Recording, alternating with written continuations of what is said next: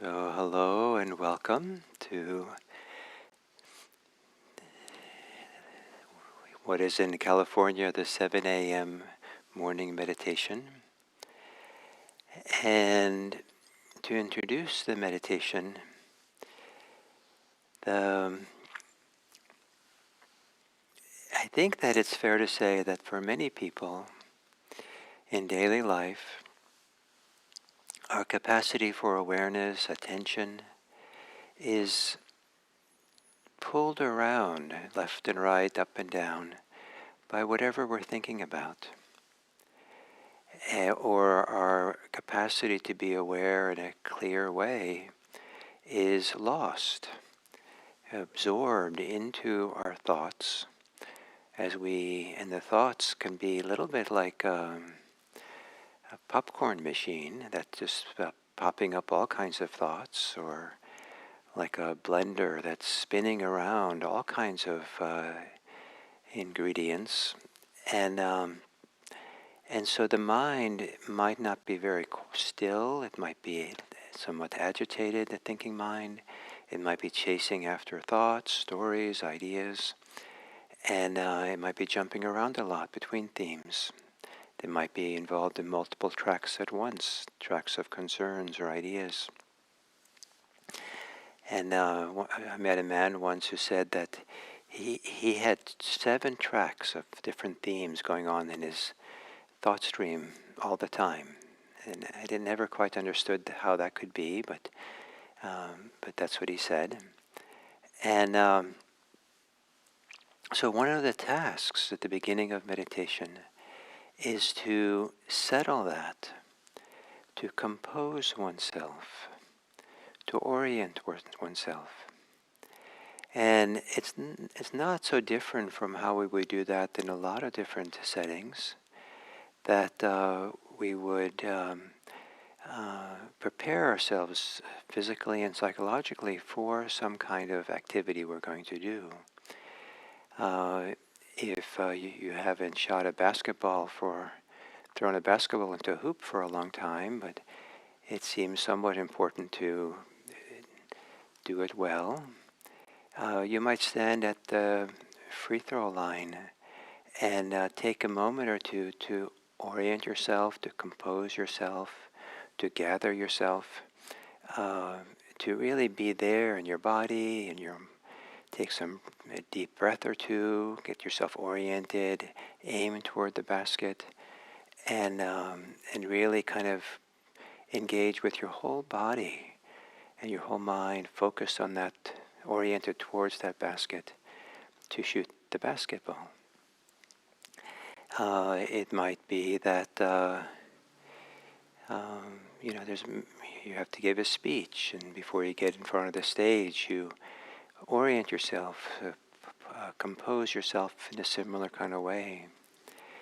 It could be that it's some kind of artwork that you're doing at home, or craft, where it's not just a matter of sitting down and just starting to do it, but you would kind of orient yourself, compose yourself. And the art of composing one's mind, so the mind becomes oriented, becomes quieter, becomes less scattered, less jumping around, but here, to be present, is an art that is really useful, that can be done throughout the day, the more you become skilled at that. Rather than giving free rein to a thinking mind, to just pull us left and right, up and down, and to be lost in those currents of concerns. We kind of regain ourselves fully when we get composed and settled here, and the thinking mind doesn't predominate. So with that, and I'm also thinking about someone who does something like Aikido or martial art, where maybe they would first get oriented, get compose themselves, and maybe sitting on their knees with their hands on their thighs, and kind of gathering themselves together to be here for this activity. So with that spirit, to begin by knowing what you're going to do is not let your thinking mind do whatever it wants to do, and hopefully it comes along, but you're going to gather yourself, orient yourself, compose yourself to be here and now, settled, not swept away in the thinking mind. Not that you're going to stop it, but not swept away. But you're going to be oriented in the body, ready to be here with the body breathing. So this is why assuming the posture at the beginning of a meditation is important. Assuming a posture that is somewhat intentional, so you kind of gathering your body so that the whole body supports being gathered, being here. So it's kind of intentional that the body is going to be composed here and now.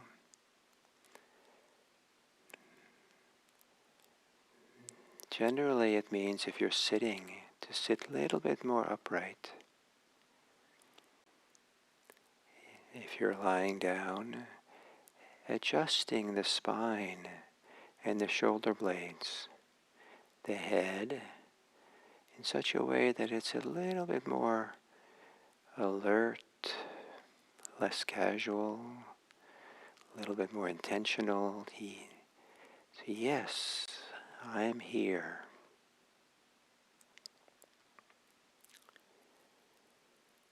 And to lower the gaze.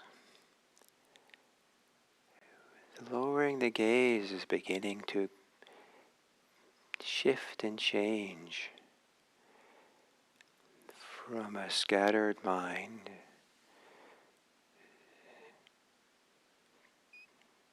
to an oriented mind.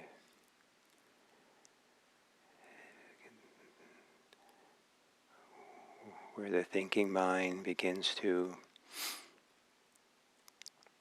settle and turn towards the present moment. Maybe gently closing your eyes.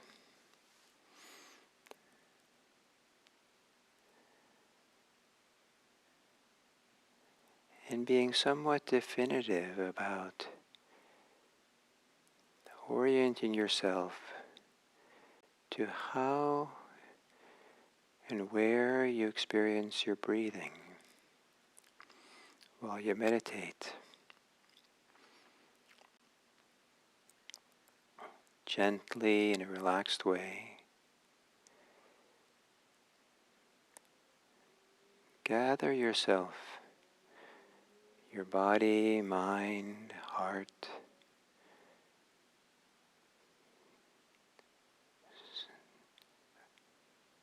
around the body's experience of breathing.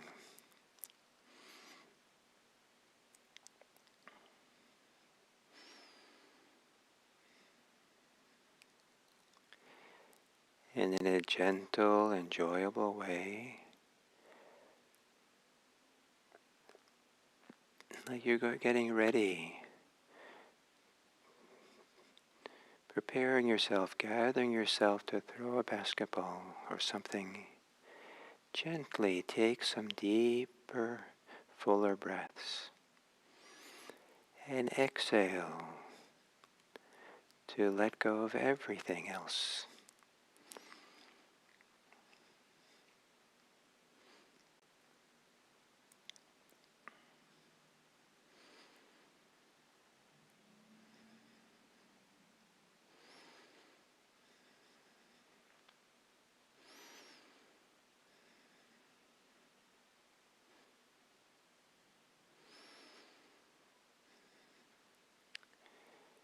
And then letting your breathing return to normal.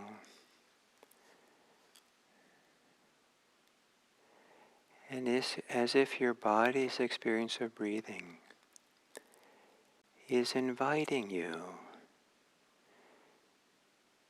to be its partner, inviting you to be its partner in a dance or companion in a walk or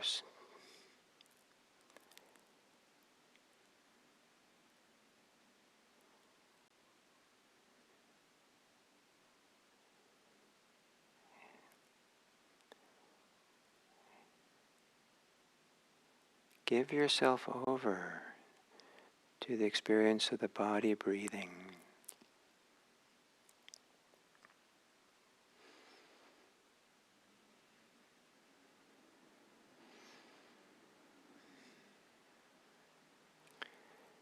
As if here, through your breathing, you're going to have a deeper encounter with yourself.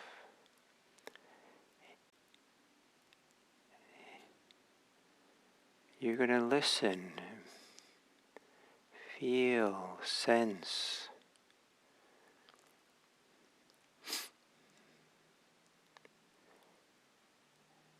deeper truths that are not accessible with a scattered, spinning, thinking mind. Here, composed, gathered, would be all you need to be your own teacher.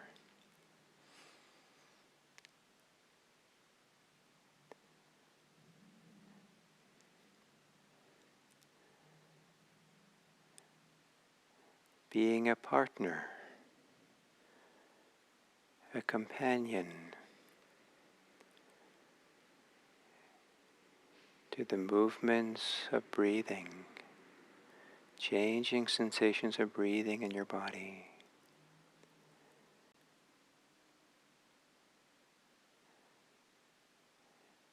Following the invitation to quiet the thinking mind so you're more able to sense and hear,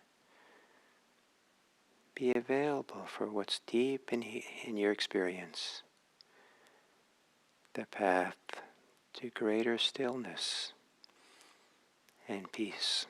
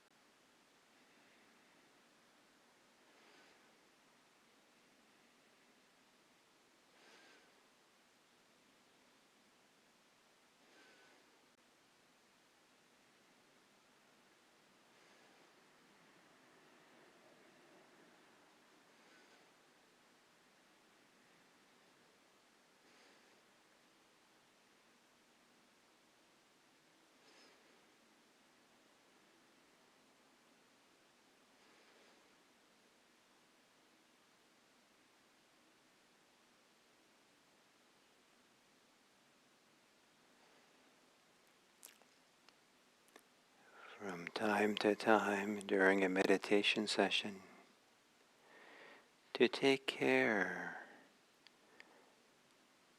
to reorient yourself or recompose yourself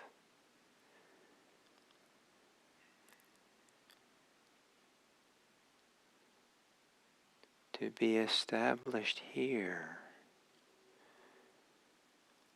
as if being mindful and aware here now is the most important thing to be doing.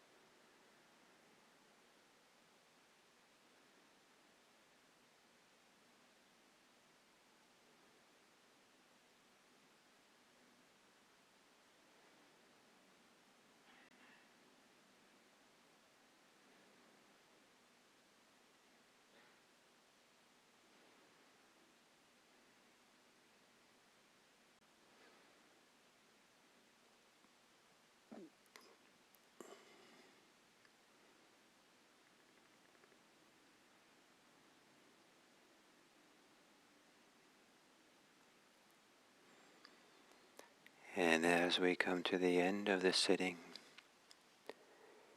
even now is a good time to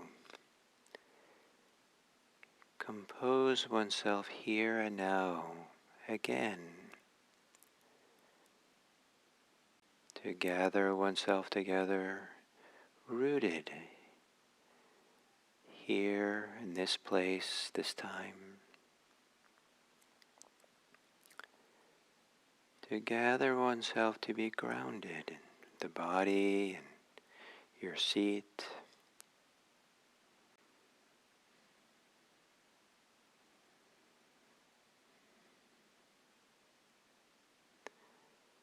to settle the thinking mind so there can be a greater focus to here and now, to whatever task is at hand. And the task at the end of a sitting, if you'd like, is to consider how you've changed in the course of the meditation. Are you calmer, more grounded, more unified, settled, quieter, more open,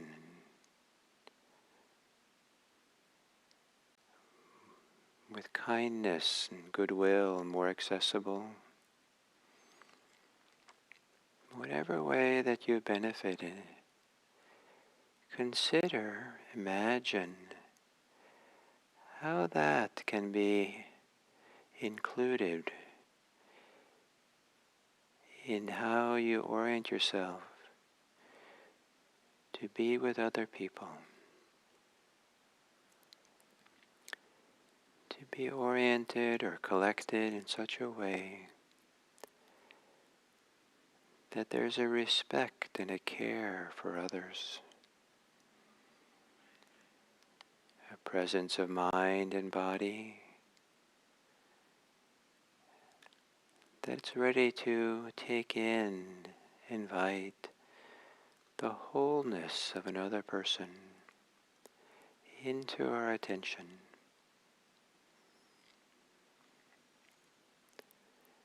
And imagining how the benefits of this meditation can be used for simple benefits for others you encounter. Maybe through acts of goodwill, attitudes of goodwill. May all beings be happy. May all beings be peaceful. May all beings be safe. May all beings be free. And may I be nourished in having goodwill for all beings that I encounter.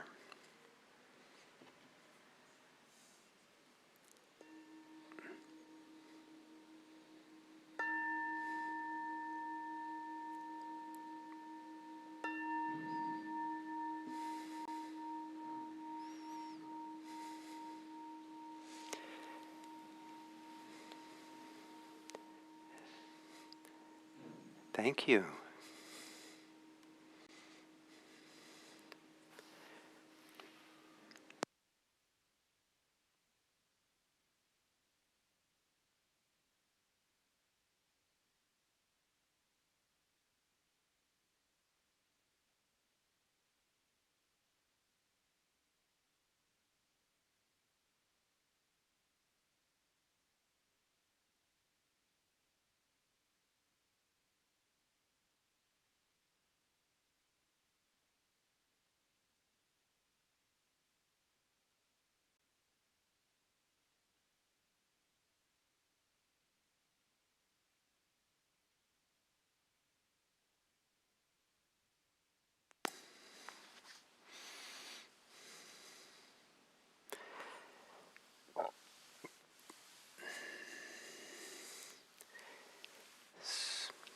So warm greetings from the beginning of this week, Monday in Redwood City, California, at the Insight Meditation Center.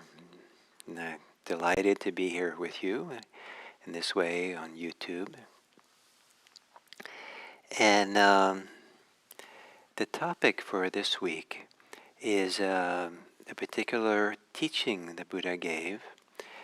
That's the title of the particular discourse is called the Discourse to the Kalamas, the Kalama Sutta. And this particular teaching is very much referred to and very important in Western Buddhists, maybe because it's so clearly anti-dogmatic. It's so clearly an alternative to blindly accepting beliefs, religious beliefs, based on external sources, where there's maybe even no real experiential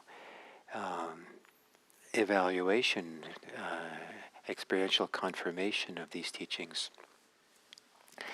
So, what the Buddha offers in the course of it is, in a sense, how to become your own teacher, how for you to discover, the ability to discover what from the Buddha's point of view, what is most needed for the Dharma path, for the Buddhist spiritual religious path. And in offering that, he offers 5 criteria for how you can know for yourself. And these 5 criteria both work very well for criteria for walking the Dharma path. They work very well for how to live an ethical life, a life that we live without harming self or others. And it works very well just for a basic good and a healthy orientation to finding a way in this difficult life that we have. So the way the story goes around it is that the Buddha came to this town of the Kalamas, and there were apparently many spiritual teachers who came through town, and so the people of the town, when the Buddha came, he was just one more spiritual teacher. So they were somewhat, clever and discerning. So they came to the Buddha and said, many spiritual teachers come here, and they all teach that they have the truth, and the others are wrong. And how are we supposed to discover what is true? How are we supposed to discern which one of them is right and which one of them is wrong? And or maybe it's more clearly they ask, which one is teaching what's true? So, in a way, this is also a modern dilemma. There's lots and lots and lots of spiritual teachings that go on in our world, books and movies and TV shows and YouTube, like this one here, of people, the spiritual teachers, kind of teaching what is, teaching teachings, and how do you find your way with all of them, and who's right, or who has something that's really somehow has integrity to it and is truthful enough in a certain kind of way that it feels right to listen. And so the Buddha, when he answers the Kalamas, he actually doesn't answer their questions directly. He doesn't tell them, this is who has the truth, this is who doesn't. He does something different. And that the different way he does it is it's a little bit similar to the little folk tale. There's usually a story around it, but I can think the punchline is that something like, rather than feeding people, teach them how to farm. So that you can certainly, it's beneficial to feed people, and sometimes essential to do it. But if all you do is feed people, then you can make them just dependent on getting more fed by more people, and they just have to keep depending on people. But if you teach them how to farm, then they can grow their own food and become self-reliant. Um, Rather than giving people money in order to get by, and they become dependent on you, you support them and train them to be able to work. And then that lasts for a lifetime. So in that kind of spirit, the Buddha actually, so doesn't answer the Kalamas, but turns it around. And he says, before he offers people how to grow their own food, how to grow your own understanding of what's valuable and true and basis for a wise life, he first says a phenomenally, I think, powerful statement that is maybe very difficult to hear because he tells them, don't rely on these sources for the truth, for your understanding. And these sources are things that people commonly take as being true, how they think they know the truth. And so it's kind of pulling the rug from underneath a lot of the bases by which people think they know what's true. He tells the Kalamas, do not go by oral tradition. There were no books back then, so do not go by what the tradition writes or speaks or says or what's traditional. Don't go because it belongs to a particular teaching lineage. And so a particular lineage, denomination, religion that just has passed on from one person to the next and has this kind of authority of antiquity. Don't go by common talk. Don't rely on just because people say it's true, and it's common that it appears on YouTube and it must be true. Don't rely on scripture. Don't rely on the sacred texts in and of themselves. Don't rely on your logic. So the first ones are something outside of ourselves. This one now is inside. We can be logical, and some people will use logic to understand what is true. But for the Buddha, logic can be illogical. Logic can lead to the wrong conclusions. Do not go by inference, by intuition. Just like there's an implication that this is true, or an inference this is true. Don't go by reasoning. And what the difference is between logic and reasoning here, I don't know. But it involves using our own powers of thinking and reflection. But then the next one is similar. Don't go by having thought about it yourself. So don't go because of the competence of the speaker. So right now I'm the speaker, and if some of you might think I have some competence or authority or training or education, that is why you should be listening to me. Maybe a little bit can be okay, but don't rely on that. Just because it comes from someone like me doesn't necessarily mean that it's true. And because this person is one's teacher. So even if one has taken someone as a teacher, we don't, so if we take the Buddha as our teacher, don't believe it just because the Buddha says it. So this is a powerful statement. What's left? What's left is to know for yourself. But many people stop reading this sutta at this moment. Know for yourself. The Buddha says know for yourself. But they don't stay and read the rest of it, where the Buddha offers criteria by which we could know for ourselves.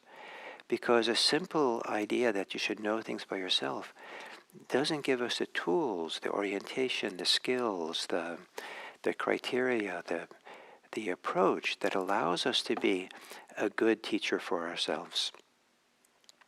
it just kind of leaves ourselves to our own devices.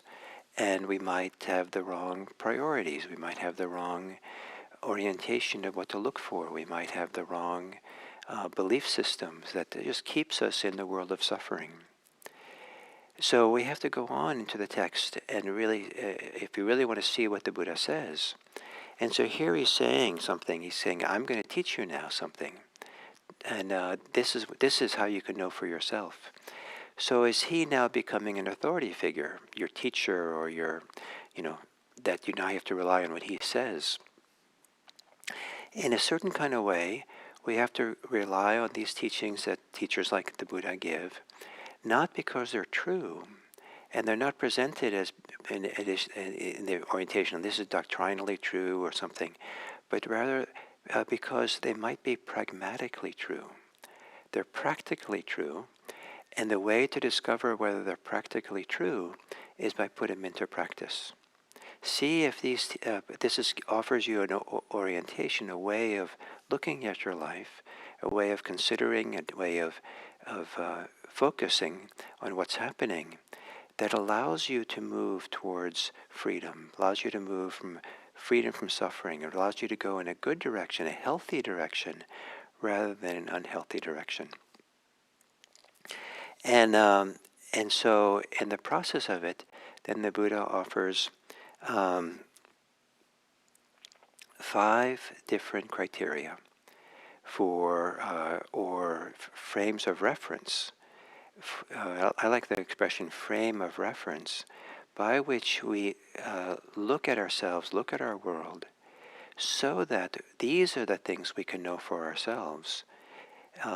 So these are the areas of life, the ways of experiencing life that are most productive, most useful to really know for yourself.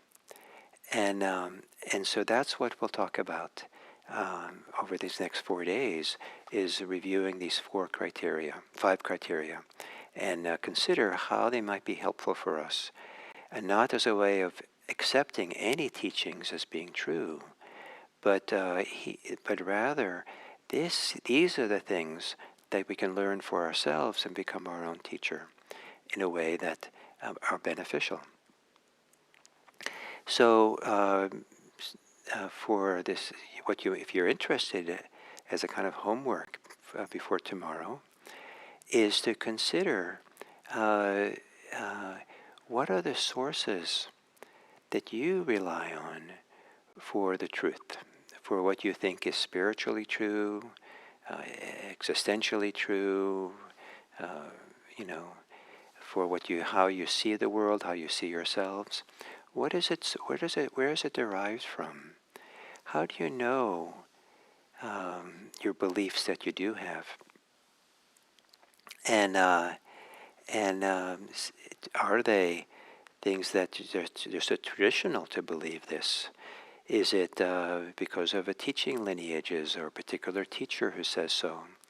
Is it because it's a common belief that you grew up with, the people around you, this is what they said? Is it in your scriptures that you've read? Is it because it's logic? Is it intuition, inference? Is it reasoning? Is it because you've thought it all out carefully for yourself? Is it because you think someone is competent in some way or enlightened in some way, and so therefore it must be true?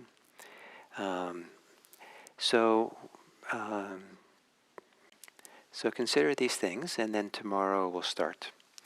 So the text is called the Kalama Sutta. I see that someone has put it into the chat, Kalama,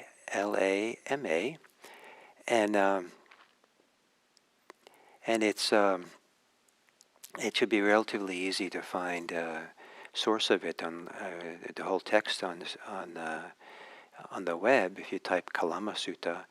But it might be a little bit more interesting to read it after I've talked about it, because then you'll really understand how to get into it. But certainly look for it if you find it.